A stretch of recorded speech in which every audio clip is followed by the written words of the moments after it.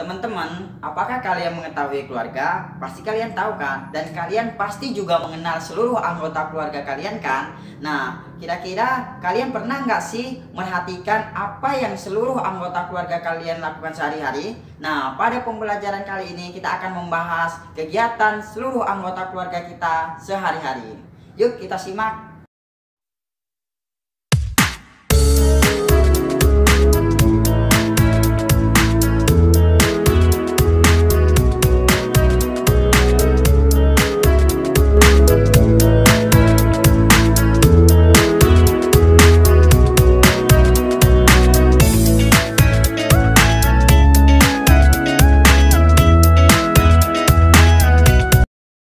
Pada pembelajaran kali ini kita akan membahas min yaumiyatil usra. Kira-kira teman-teman tahu nggak min yaumiyatil usra itu apa?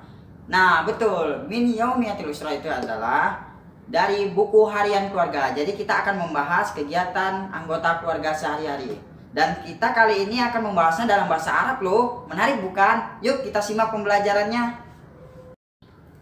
Kenapa sih kita perlu mempelajari pembelajaran kali ini yang bertema min yaumiyatil usra? Ada beberapa tujuan kenapa kita harus mempelajari hal tersebut. Yang pertama ialah untuk meningkatkan kemampuan kita dalam melafalkan ataupun menyebutkan mufradat atau kosakata dalam bahasa Arab mengenai min yaumiyatil usra. Yang kedua, meningkatkan kemampuan pendengaran kita dan berusaha meningkatkan kemampuan membaca dalam teks bahasa Arab. Yang ketiga ialah memahami teks penyusunan kalimat dalam bahasa Arab. Yang keempat ialah berusaha memaksimalkan kemampuan berbicara bahasa Arab kita dalam kehidupan sehari-hari. Dan yang terakhir ialah meningkatkan kemampuan kita dalam menulis teks bahasa Arab.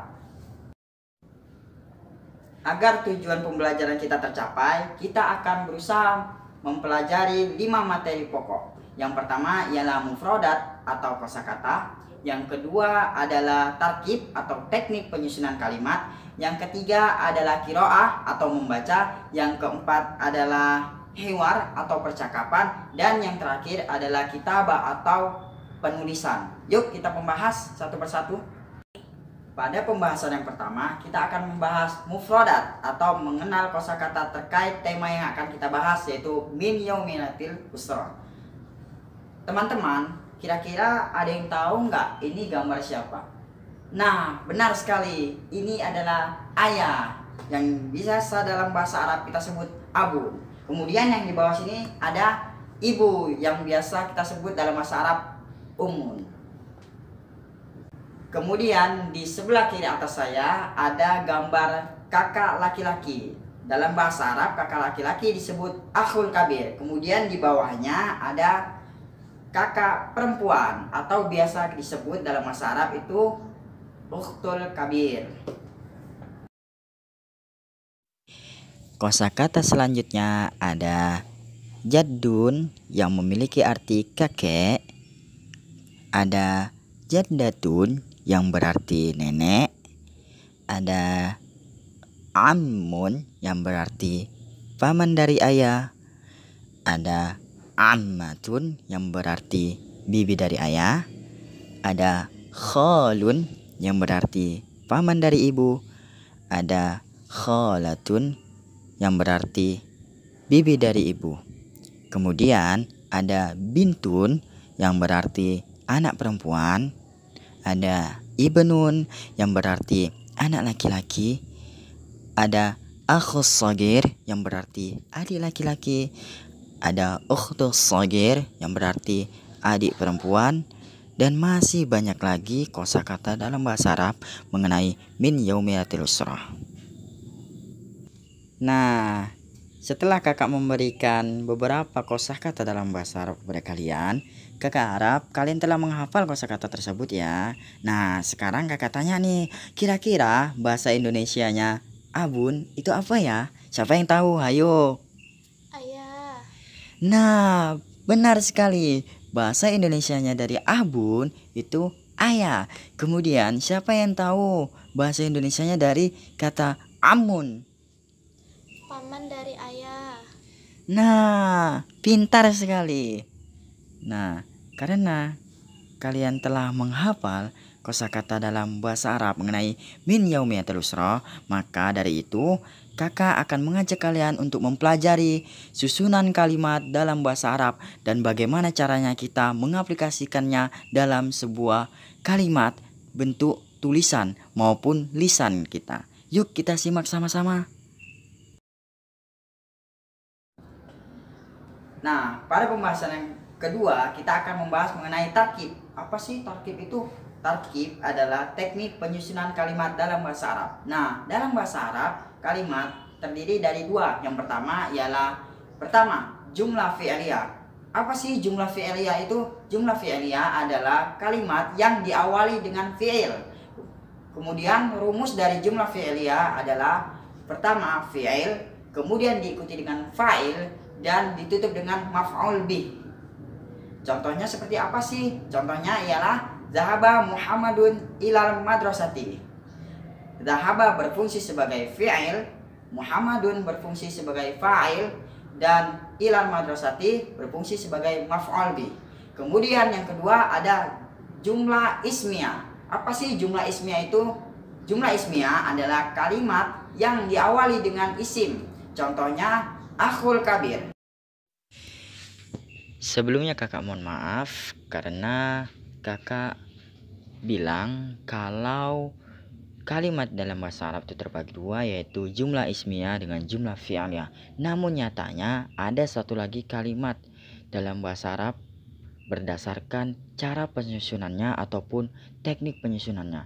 Nah, kita bahasnya kalimat tersebut ialah syibul jumlah. Nah, syibul jumlah ini terbagi menjadi dua, yaitu syibul jumlah harfun jar dan syibul jumlah dzarab. Oke, kita bahas satu persatu ya. Kita mulai dari syibul jumlah harfun jar. Jadi, syibul jumlah harfun jar ialah kalimat dalam bahasa Arab yang diawali dengan huruf jar. Huruf jar di sini ada banyak sekali, mulai dari ala, kemudian ada ila, ada min, ada fi, ada li, ada ba, dan masih banyak lagi. Nah, kita lihat bagaimana cara penyusunan syibul jumlah harfun jar. Penyusunan syibul jumlah harfun jar ialah diawali dengan huruf jar ataupun salah satu huruf jar dari sekian banyaknya huruf jar, kemudian diikuti dengan isimnya, yang mana isim tersebut berbentuk majrur karena salah satu tanda majrur ialah harokatnya kasroh pada akhir kata. Contoh alal maktabi. Ala di sini sebagai huruf jar, kemudian al maktabi di sini berkedudukan sebagai isim daripada harfun jar tersebut. Sehingga harokat akhir dari kata al-maktabi ialah kasroh karena dia berubah menjadi majrur. Yang kedua ada syibul jumlah dzarab. Nah, syibul jumlah dzarab ini terbagi menjadi dua. Ada syibul jumlah dzarab makan, kemudian ada syibul jumlah dzarab zaman.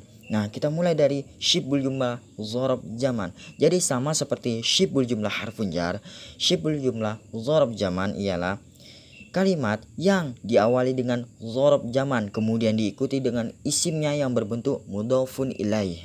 Nah, kita lihat sebagai contoh ba'da subhi.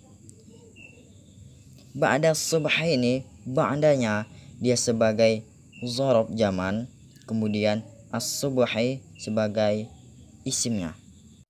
Kemudian yang kedua ialah dzarab makan. Sama seperti dzarab zaman, dzarab makan ialah kalimat yang diawali dengan dzarab makan kemudian diikuti dengan isimnya yang berbentuk majrur ataupun berharakat kasrah. Kita ambil contoh. Amamal fasli. Amam di sini berkedudukan sebagai dzarab makan, kemudian al-fasli berkedudukan sebagai isimnya. Pembahasan selanjutnya adalah hiwar atau percakapan. Kali ini kita akan mencoba meningkatkan kemampuan kita dalam berbicara bahasa Arab. Nah, kita akan mencoba membaca teks percakapan bahasa Arab. Yuk, kita lihat teksnya. Ummun, hazanul fajri, abun, Allahu akbar, Allahu akbar, ainal auladu. Ummun, Sa'dun fil hammami yatawadda, abun, wa aina Sa'id. Ummun, Sa'idun fil ghurfati yaqra'u Qur'an, abun, wa aina Sa'idah. Ummun, Sa'idah fi musalla tusalli, abun, aina al-mi'tafu. Sa'dun, haza huwal mi'tafu ya walidi, abun, ainan nazara. Sa'dun, hazihi hiyan nazara ya walidi, abun, hayya bina ilal masjid. Sa'dun wa Sa'id, hayya bina. Setelah mempelajari 4 materi tadi, kakak harap adik-adik semua bisa menuliskan sebuah teks tentang min yaumiyatil usra dalam bahasa Arab ya. Sekian dari kakak. Assalamualaikum warahmatullahi wabarakatuh.